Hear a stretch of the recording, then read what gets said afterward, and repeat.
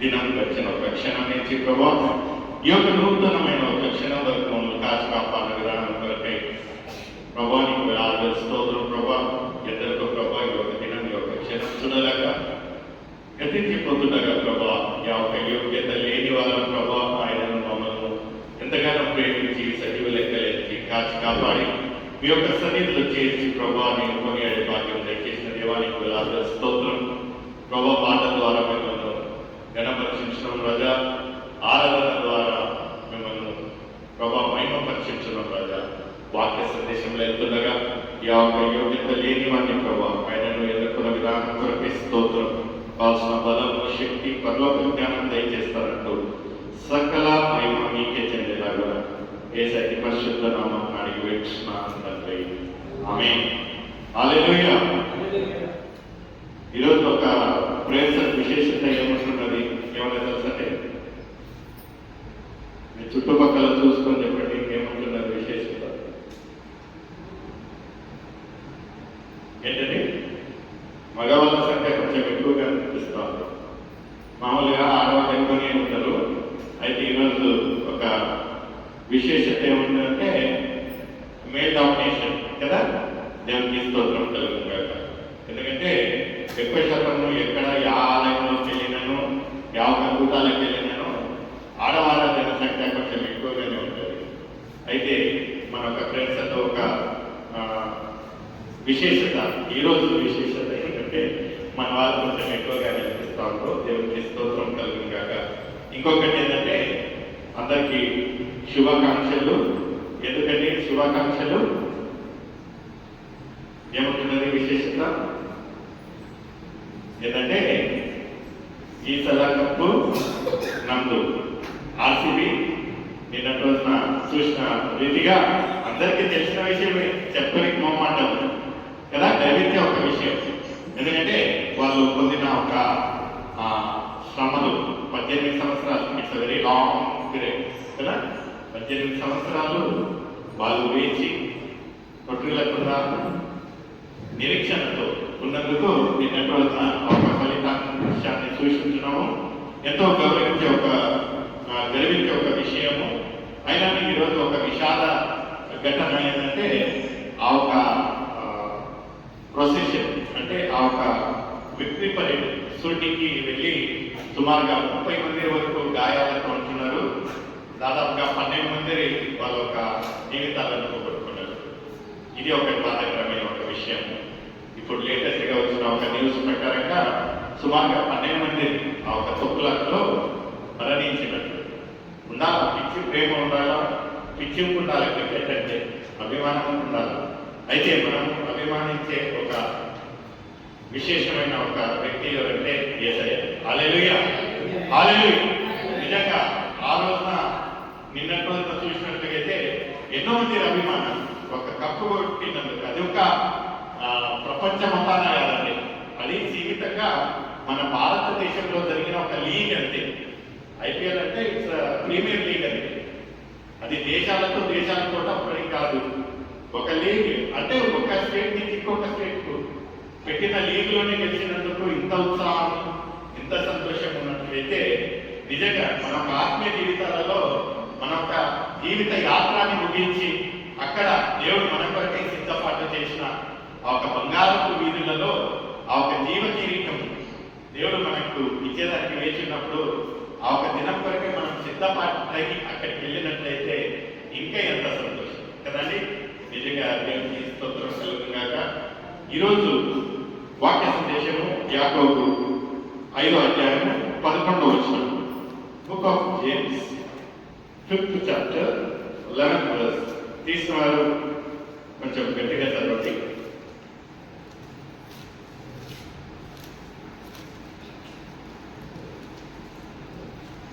యాకోబు 5వ అధ్యాయము 11వ వచనం. సహించిన వారిని ధన్యులు అనుకున్నాం కదా. ఎలాంటి వారంతా ధన్యులు? సహించిన వారికి కదా. సహించుట అంటే ఈరోజు అనుకున్నట్టుగా దొరికింది అనుకోండి, దానికి సహించడం అంటారా? కాదు కదా. ఇన్స్టెంట్ గా మనం ఎవరన్నా మన యొక్క తల్లిదండ్రులకు నాకు ఇది కావాలి ఫలాంటి కావాలన్నాం అనుకో, గబిక్కిన వాళ్ళు తెచ్చిచ్చారనుకో అప్పటికి మనకు సంతోషం అనిపిస్తుంది. నేను అడగంగానే తెచ్చిచ్చారు.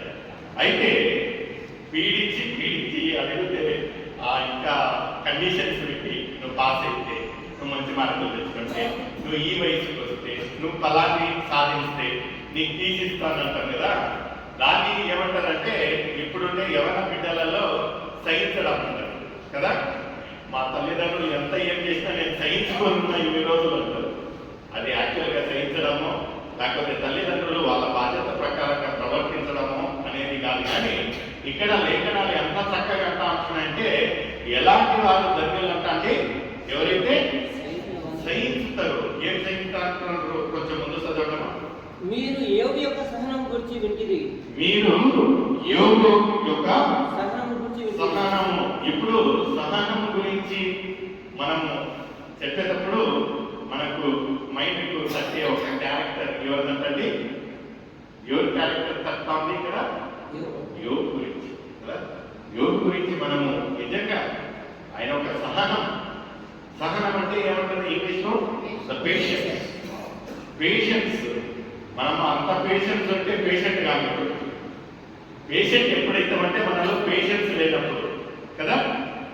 ఉద్రేకత, ఉడుకురకం.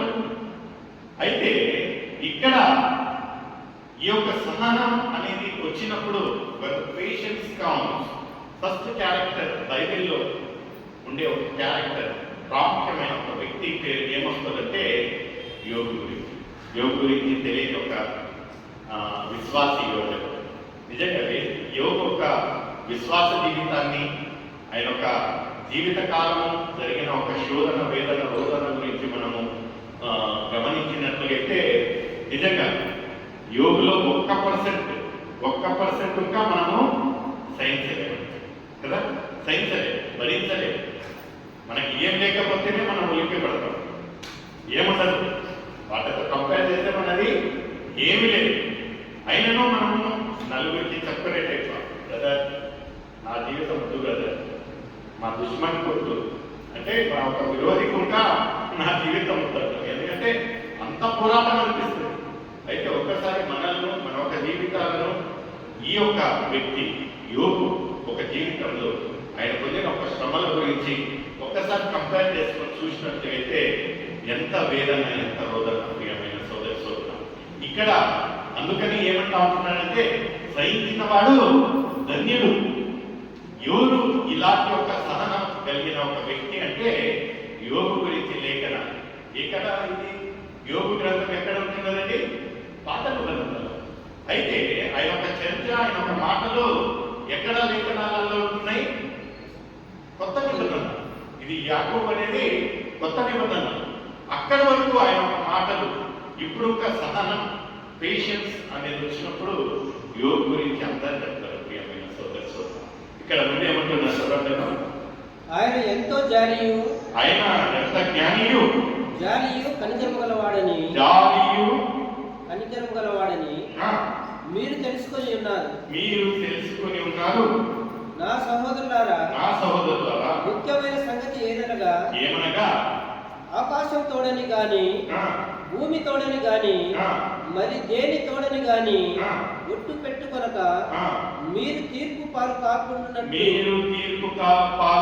కాకుండానట్లు. అవునంటే అవును, కాదంటే కాదు. అయితే మన వాళ్ళు ఎక్కువ శాతం ఏమంటే ఉన్నట్టుగా చెప్పినట్లయితే ఎదుటి వారికి కన్నడలో ఎంత చక్కటి మాట ఉంది. ఏమంటున్నదండి?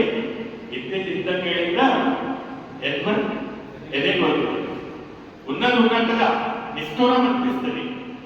అయితే మనం ఎక్కువ ఏంటంటే దాన్ని కవరింగ్ వ్యవహారాలు చేస్తారు. పర్సన్ ప్లీజర్ అంటారు. ఇంగ్లీష్లో ఏమంటారంటే పర్సన్ ప్లీజర్. అంటే ఈ వ్యక్తి ఉన్నప్పుడు అతని కాలం చక్కగా మాట్లాడటము, అక్కడికి వెళ్ళినప్పుడు అక్కడ చక్కగా మాట్లాడటం కదా. అయితే లేఖనాలు ఇది మనం ఒక విశ్వాసంగా ఉన్నప్పుడు మనం చేసేది ఎంత తప్పు కార్యం అనేది ఇక్కడ తెలుసుకోవాల్సి వస్తుంది. ఎందుకంటే ఏమంటా ఉంటున్నాడంటే ఉన్నది ఉన్నట్టుగా కదా, ఉన్నది ఉన్నట్టుగా చెప్పడంలో ధన్యత ఉంటున్నది. ఇక్కడ ఒక వాస్తవంగా యోబు ఒక జీవితాన్ని మనము పరిశీలించి జీవితంలో నిజంగా ఇలాంటి ఒక శోధన, వేదన, రోదన ఉంటున్నదని ఎప్పటికీ దేవుడిని దూషించలేదండి ఆయన ఎప్పటికీ దూషించలేదు. ఆయన ఏం చేసేవాడంటే ఇంకా ఎక్కువగా దేవుడిలో ఆ ఒక విశ్వాసం పెరుగుట మనం చూస్తాం. ఆయన నోటి నుంచి ఒక్క దూషణ రాలేదండి. అందుకే లేఖనాలలో పాత నిబంధనలో జరిగిన ఒక ఘటనలను ఈ యొక్క నూతన నిబంధనలుగా చర్చ చేస్తా ఉంటున్నారు. ఈ రోజు వరకు విశ్వాసులుగా ఒక మనం సమూహంగా ఉన్నప్పుడు ఆ ఒక్క సహనం అనేది వచ్చినప్పుడు యోగు గురించి మనం మాట్లాడాలి. అదే రీతిగా ముందు చూసినట్లయితే యాకోబు 1వ అధ్యాయము 2వ వచనం 3వ వచనం చదివి సహకరించండి. నా సహోదరులారా ఈ విశ్వాసమునకు కలుగు పరీక్ష ఓర్పును పుట్టించునని ఎరిగి. యావన పరీక్ష అంటే ఓర్పును పుట్టించును. అది కాదు, ఏ పరీక్ష ఉంటుంది? మన ఒక విశ్వాసులుగా మన ఒక విశ్వాస పరీక్ష. మామూలుగా ఎగ్జాంపుల్ ఏమంటే అది వేరే విషయం అవుతుంది, కానీ విశ్వాసులుగా మనకు ఎలాంటి ఒక పరీక్ష అంటే మన ఒక విశ్వాసానికే కదా. మేము బయలుదేరేటప్పుడు కరెక్ట్ 6:15 కరెక్ట్ పోయింది. ఇంకా ఎట్లా ఉంటుంది బాబు పరిస్థితి అనుకున్నాం కదా. ఎందుకంటే తొట్టిల్తాం, కదిలింపబడతాం. విశ్వాసాలుగా ఈ రోజు ఈ యొక్క ప్రేయర్స్ జరగాలి అంటే మధ్యాహ్నం రోజున పెద్ద వర్షం. ఒక వర్షం చూస్తే మన 2 వారాల క్రితం మనము వర్షం గురించి ఈ యొక్క ప్రేయర్స్ను పోస్ట్పోన్ చేసిన విషయాలు ఉంటుంది. ఈరోజు ఆ వర్షం చూసినట్లయితే ఈరోజు ఎట్టరా బాబు అనుకున్నాం కదా. ఎందుకంటే టెస్టింగ్ మిగతా రోజులలో పెద్దగా మనం ఫీల్ కాము, కానీ ఈరోజు బుధవారం రోజున ఈ యొక్క ప్రేయర్స్ జరిగే ఒక టయానికి ఎన్ని సంభవించినప్పుడు మనలో ఒక కదలింపు, విశ్వాసం అనేది ఇట్స్ టెస్టింగ్ టైం. అయితే ముందే ఉంటున్నాను చదవండి. మీరు నానా విధమైన శోధనలలో పడినప్పుడు అది మహానందమని ఎంచుకొనుడి. అది ఒక మహా ఆనందం అంట. నిజంగా we have to rejoice, we have to joyfully accept the testing. ఇదేంద్ర బాబు కరెక్ట్ పోతుందంటే జాయ్ వస్తుంది కదా. వర్షంలో ఎలా పోవాలి? నిజంగా ప్రియమైన సోదరుడా, అంత నీటిగా ఉన్నప్పుడు రావడంలో అది గొప్పతనం కాదండి. శోధనలు, అలాంటి ఒక శోధనలో ఎప్పుడైతే మనం దేవుని వైపు చూస్తూ దేవుని యొక్క సమీపంగా వెళ్తామో that is the real faith. అది గొప్ప విశ్వాసం. అలాంటి ఒక విశ్వాసం ఉండాలి. సహజంగా పిలిచారు, వచ్చారు, బాగా ఎండ పొద్దున ఉంది, బాగుంది, నీటిగా ఉంది, అంతా అనుకూలంగా ఉంది. అలాంటి ఒక సమయంలో మనం దేవుని యొక్క సన్నిధిలో రావడము అది శ్రేష్టం, గొప్పతనం కాదండి. ఇలాంటి ఒక శోధన, ఇలాంటి ఒక కదిలింపు ఉన్నప్పుడు అలాంటి ఒక పరిస్థితులలో వస్తాం చూడండి దేవుని దగ్గరికి, అది శ్రేష్టంగా ఉంటున్నారు. ఏమంటున్నారు ముందు చదవడం? మీరు సంపూర్ణులను అనునాకులను ఏ విషయంలోనైనాను వదవలేని వారినై ఉండునట్లు ఓర్పు తన క్రియను కొనసాగనిపనీయుడి. హల్లెలూయా. ఏ ఒక్క విషయంలో ఒక కొదవని ఉండదు. నిజంగా మనం దేవునికి సమీపంగా వచ్చినట్లయితే మన ఒక జీవితాలలో ఏ ఒక్క కొదవ ఉండదు. నిజంగా ఏ ఒక్క జీవితంలో కొదవ ఉన్నది. మనం యోగు ఒక గ్రంథంలో చూసినట్లయితే యోగు 1వ అధ్యాయము 6వ వచనంలో ఏమంటున్నదంటే, ఆయన ఒక 1వ వచనం నుంచి చూసినట్లయితే యోగు గురించి, ఆయన వ్యక్తిత్వం గురించి లేఖనాలలో రాస్తా ఉంటుందండి. ఎలాంటి ఒక వ్యక్తి, ఎలాంటి ఒక తండ్రిగా ఉన్నాడు, ఆయన ఒక బాధ్యతలను ఎలా నిర్వహించాడు, వాళ్ళ పిల్లల గురించి ఏం చేసేవాడు, అన్నీ అక్కడ మనం చూస్తూ ఉంటున్నాము. అయితే మామూలుగా సహజంగా లోకంలో ఒక వ్యక్తి ఇంకొక వ్యక్తి గురించి గొప్పగా చెప్పడం అనేది సహజం. అయితే ఈ యొక్క 6వ వచనంలో మనం చూసినట్లయితే 1వ అధ్యాయం 6వ వచనంలో ఏమంటున్నారు ఒకసారి సహకరించండి. దేవదూతలు యెహోవా సన్నిధిని నిలుచుటకై వచ్చిన దినం ఒకటి తటస్థించెను. ఎవరి సన్నిధిలో అంటాడు? దేవదూతలు. ఎవరి సన్నిధిలో అండి? యెహోవా సన్నిధిలో. మామూలుగా కూటాలలో, యాదొక చర్చిలో, యాదొక ఆలయంలో కాదండి. ఈ యొక్క ఎక్కడ ఈ యొక్క సమావేశం జరిగి ఉంటున్నదంటే యెహోవా సన్నిధిలో, దేవుని సన్నిధిలో ఒక సమావేశం జరిగినప్పుడు ఏముంటున్నది ముందు చదవనా? ఆ ఆ దినమున అపవాది ఎగవాడు వారితో కలిసి వచ్చెను. యెహోవా నీవు ఎక్కడి నుండి వచ్చితివని వారిని అడగగా అపవాది భూమి మీద అటు ఇటు తిరుగులాడుచు అందులో సంచరించుచు. చూడండి, మనం గమనించాల్సిన విషయం ఏంటంటే అపవాది ఒక క్యారెక్టర్ ఇక్కడ చూస్తా ఉంటున్నాను కదండి. ఈరోజు మన ప్రేయర్సల్ అంటే గొప్పగా చెప్పడం లేదండి, సహజంగా ప్రేయర్సల్ అంటే ఇక్కడనే కాదు, ఎక్కడన్నా దేవుని యొక్క సమయాన్ని మనము దొంగలించి లేకపోతే దేవుని యొక్క సన్నిధిలో పోకుండా మన యొక్క జీవితాలు ఎలా ఉంటాయంటే ఇటు అటు పోతా ఉంటాయి.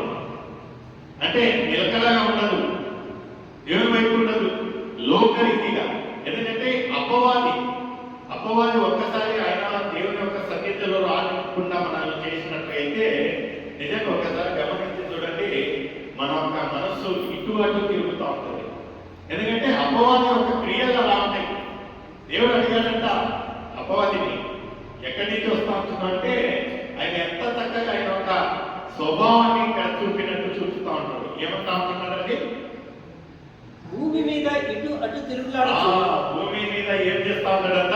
ఇటు అటు తిరుగులాడుచు. ఇటు అటు మన యొక్క జీవితాలలో ఒక విశ్వాసిగా ఒక ప్రశ్న నీకు నాకు, మన యొక్క దేవుని యొక్క సన్నిధిలో దేవునికి ఇచ్చిన సమయానికి ఆయన యొక్క సన్నిధిలో రాకుండా మనం ఇటు అటు తిరుగుతూ ఉంటున్నామా అనేది ఒక ప్రశ్న నీకు నాకు.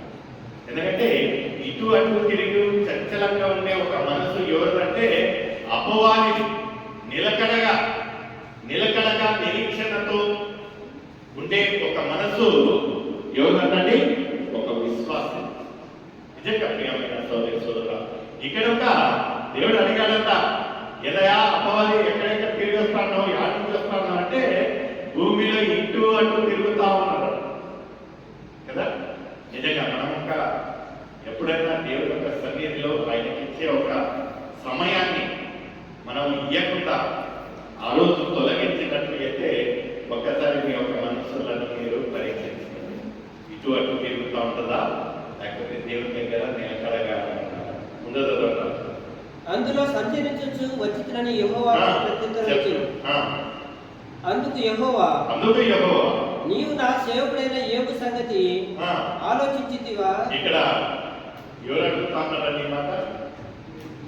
దేవుడు ఈ యొక్క లోకంలో ఎన్నో మంది ఉండగా దేవుని యొక్క దృష్టి ఏమంటా అంటున్నారంటే నా సేవకుడు. ఒక వ్యక్తితో చెప్పినట్లుగా అయితే అది వేరే పెద్ద విశేషతం కాదు. అయితే ఇక్కడ దేవుడు ఒక అపవాదికి అడిగే ఒక మాట ఏమంటా అంటున్నాడంటే, నువ్వు ఇటు అటు తిరుగుతా వచ్చావు కదయ్యా, అక్కడ నా ఒక సేవకుడు ప్రత్యేకించి ఒక పేరు చెప్తా ఉంటాడు సదట. అతడు యథార్థవర్తనుడు, న్యాయవంతుడై దేవుని యందు భయభక్తులు కలిగి చెడుతనము విసర్జించిన వాడు కదా. ఇక్కడ ఆయన యొక్క క్యారెక్టర్, ఆయన యొక్క స్పెషాలిటీ ఎలాంటి ఒక వ్యక్తి అంట? యథార్థవంతుడు అంటే ఎవరండి? The righteous. ఇంగ్లీష్ లో the righteous, always a person who leads his life in righteousness is called the righteousness కదా. యథార్థంగా ఉన్నట్టుగా ఏ ఒక్క కపటం లేదు కదా. మళ్ళీ ఏమంటా ఉంటున్నాడు? రెండో క్యారెక్టర్ అయినది యథార్థవంతుడు ఏంటండి? న్యాయవంతుడు అంటే ఏ ఒక్క అన్యాయం చేయని వాడిని ఏమంటారు? న్యాయవంతుడు మామూలుగా. ఆ తర్వాత చెడుతనాన్ని విసర్జించువాడు.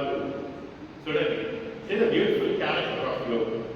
యోబు యొక్క క్యారెక్టర్ అంటే ఆయన యొక్క గుణగణాలను ఎంత చక్కగా, వ్యక్తి కాదు, ఆయన ఒక బంధువులు కాదు, ఆయన ఒక మిత్రులు కాదు, ఆయన ఒక భార్య కాదు, ఆయన గురించి ఎవరు చెప్తా ఉంటున్నారని ఈ మాట స్వయంగా యెహోవా చెప్తా ఉంటున్నాడు. ఏమంటా ఉంటున్నారంటే నా దాసుడు, నా సేవకుడు, యథార్థవంతుడు. ఈ యొక్క లోకంలో మనల గురించి ఎవరు చెప్తారండి?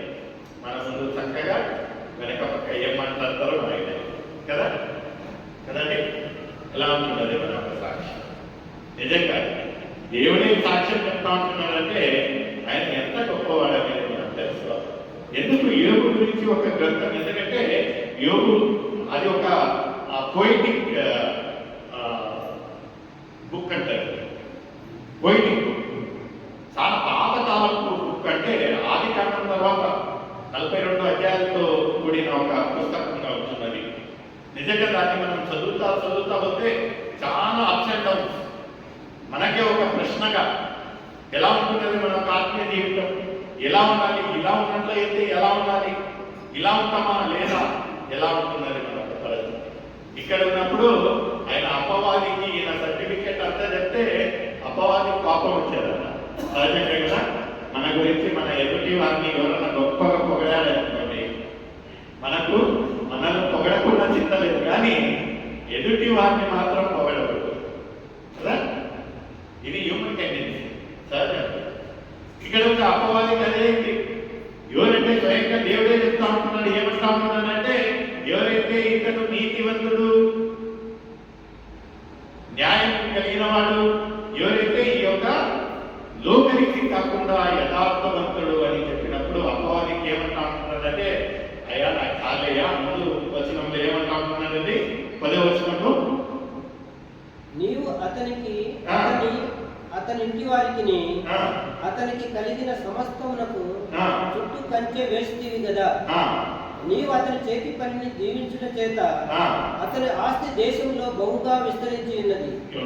ఇక్కడ చూడండి, అపవాది ఒక్కొక్కసారి చెప్పినాను అన్ని నిజమే చెప్తాడు కదా.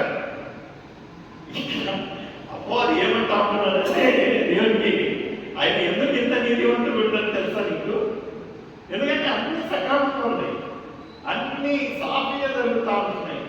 ఏ ఒక్క లోటు లేదు, ఏ ఒక్క వేదన లేదు, ఏ ఒక్క కొరత లేదు. ఇంకా నేను ఎందుకు దూషిస్తాను చెప్పండి కదా. ఆయనకేమని కలిగేటట్లా. అందుకని నిజంగా మన ఒక జీవితాలలో మనం ఎన్నో మాటలు ఏమవుతుందంటే అన్ని చక్కగా జరుగుతూ ఉన్నాయి అనుకోండి. ఇక్కడ యోగుడు గారు మన గురించి చెప్తా ఉంటున్నాను. మనం ఏం చేస్తామంటే దేవుని మర్చిపోతాం. ఎందుకంటే సంతోషంలో, మేలులో, అన్నిట్లలో దేవుడు ఉండాలా, కావాలా. కానీ ఒక్కసారి మనము ఆ ఒక లెవెల్కి వచ్చామనుకోండి, ఇంకా దేవుడికి ఇచ్చే ఒక స్థానం ఎలాంటిదనేది నేను ఈ యొక్క జూన్ నెల వచ్చే వారానికి కరెక్ట్గా 20 సంవత్సరాలు అవుతుందండి నా ఒక సర్వీస్. రైల్వే 17వ తేదీ 2005లో నాకు అపాయింట్మెంట్ జరిగించున్నది.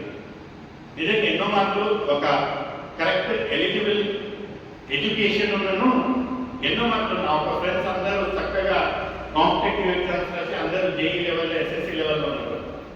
నేను రాయలేను, సమర్థుని కాదని కాదు, ఎన్నో మార్కులు ఛాన్సెస్ అడిగారు నన్ను. మీ కాడ అన్ని క్వాలిఫికేషన్ ఉంది కదా, చక్కగా రాయగలవు, ఆ ఒక సమర్థత ఉంది, ఎందుకు ఎగ్జామ్ రాయకుండా బాగా ఇది కావాలని లేదా అంటే ఒకే ఒక అది ఎంతవరకు వాళ్ళు దాన్ని యథార్థంగా తీసుకుంటారో నాకు తెలియదు. కానీ నేను చెప్పిన ఒక మాట ఏమంటున్నానంటే, నేను ఇప్పుడుండే ఒక దేవుడికి ఇచ్చే ఒక సమయాన్ని రేపటి రోజున నాకు ఏమన్నా రెస్పాన్సిబిలిటీ వచ్చి లేకపోతే ఒక ఉన్నతమైన ఒక దీనికి పోయినట్లయితే నేను దేవుడికి ఇచ్చే ఒక సమయాన్ని ఇవ్వగలుగుతానో లేదు నాకే ఒక ప్రశ్నగా ఉంటున్నది. కనుక నేను ఎప్పటికీ దేవుడు సమృద్ధిగా నాకు ఆశీర్వదించాడు. ఈ రోజున సహా ఇప్పటి వరకు సమృద్ధిగా ఉంటున్నది. నాకు ఒక చక్కటి ఒక ఇన్కమ్ ఉంటున్నది, చక్కటి ఒక హోదా ఉంటున్నది, చక్కటి ఒక పోస్ట్ ఉంటున్నది. నేను దేవుడి నుంచి ఏం కోరటం లేదు. ఎందుకంటే కొన్నిసార్లు ఆ ఒక దావీదు భక్తుడుగా ఏమంటాడంటే, నాకు ఎక్కువగా ఇచ్చి నిన్ను మరిచిపోయి తక్కువగా ఇచ్చి నిన్ను దూషించే ఒక పరిస్థితి కాకుండా ఆ రోజు వరకు కదా మన ఒక జీవితాలలో ఒక ఆత్మీయులుగా 4 తరాలుగా సంపాదించేది కాదండి. ఎందుకంటే సంపాదించే ఒక ప్రక్రియలో ఏం చేస్తామంటే మనము దేవుడిని మర్చిపోయి చాలా మటుకు ఛాన్సెస్. ఎందుకంటే లోకరీతిగా పాకులు. అయితే ఈయన యోగుడు చూసినట్లయితే ఆయన మిగిలి ధనవంతుడు, అలాంటి ఒక వ్యక్తి కాదు. ఒక 3వ వచనంలో చూసినట్లయితే ఆయన ఒక సమర్థం గురించి, ఆయన ఒక ప్రాపర్టీ గురించి ఉంటున్నది. ఏముంటున్నదండి 3వ వచనంలో? అతనికి 7,000 గొర్రెలను. ఎన్ని వేలు అంటండి?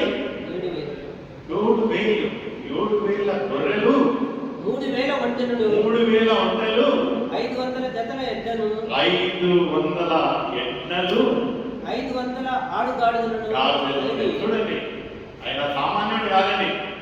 ఆయనను అలాంటి ఒక వ్యక్తి యథార్థంగా ఉన్నాడంటే అదే ఆయన విశేషత. ఇన్ని ఉన్నను ఆయన ఎప్పటికీ దేవుడిని మరవలేదండి, ఎప్పటికీ మరవలేదు. దేవుడి పట్ల ఒక క్యారెక్టర్ మెయింటైన్ చేస్తా ఉన్నాడు, యథార్థంగా, నిశకప్తంగా, న్యాయం ఉండే ఒక వ్యక్తిగా ఇక్కడ ఉంటున్నది. అప్పుడు అపవాది ఏమన్నాడంట, నువ్వు ఆయనకి ఏం హాని చేయటంలా కన్సర్వేషన్ ఇంకా నీకెందుకు దూషిస్తాడంటే, దేవుడు ఇటుక ఛాన్స్. దేవుడు ఏం చేశాడంటే ఆయనకు ఒక ఏం చేశాడంట అంటే ఏం ప్రొఫెషన్ అపవాది మన ఒక జీవితాలలో అన్ని చక్కగా జరుగుతా అంటే ఒక కదలింపు అనేది వస్తుంది. కదలింపు ఎలాంటి ఒక కదలింపు అంటే యోగు మనం చూసినట్లయితే ఈ యొక్క 10వ వచనం నుంచి 20వ వచనంలో మనం చూసినట్లయితే ప్రతి ఒక్క వచనంలో ఆయన ఒక ప్రాణ నష్టము, ఆయన ఒక ఏముంటున్నది ప్రాపర్టీ నష్టం, అన్ని వేల కొద్ది ఉన్న ఒక సమస్త ఆస్తి అంతా తుడిచి వేసినట్టు మనం చూస్తాం. ఇంటికి వెళ్ళిన తర్వాత చదవండి 16వ వచనం, 17వ వచనం, 18వ వచనం. ప్రతిసారి ఎప్పుడైతే ఆ ఒక దాసుడు వల్ల ఆయన దగ్గరికి వస్తా ఉంటున్నాడో ఏదో ఒక విషాదకరమైన ఒక వార్త, ఏదో విషాదకరమైన ఒక వార్త, అలాంటి ఒక వార్త విన్నను 20వ వచనంలో మనం చూసినట్లయితే ఎంత చక్కటి మాట. 20వ వచనం అప్పుడు ఏబు లేచి తనపై వస్త్రములు చింపుకొని తల వెంట్రుకలు తొలగించుకొని నేల మీద సాష్టాంగపడి నమస్కారం చేసి ఇట్లనెను. చూడండి, మామూలుగా అంత వేదన అలాంటి ఒక శోకం ఉన్నప్పుడు ఆయన నోటి నుంచి ఏదో ఒక దూషణ రావాలి కదా. ఆయన ఎంత చక్కగా ఏం చేశాడంట, సాష్టాంగపడ్డాడు. ఇంగ్లీష్ లో చూసినట్లయితే ఈ fell on the ground and worship అంటా ఉంటున్నారు. వర్షిప్ అనగా ఏంటండి, దేవుణ్ణి ఆరాధించడం, స్తుతించడం. నిజంగా అలాంటి ఒక స్వభావం మనలో ఉన్నప్పుడు ఒక చిన్న శోధన, ఒక చిన్న లాస్, ఒక ప్రాణ నష్టమైనట్లయితే ఆయనకు 10 సంతానంలో 7 మగవాళ్ళు, 3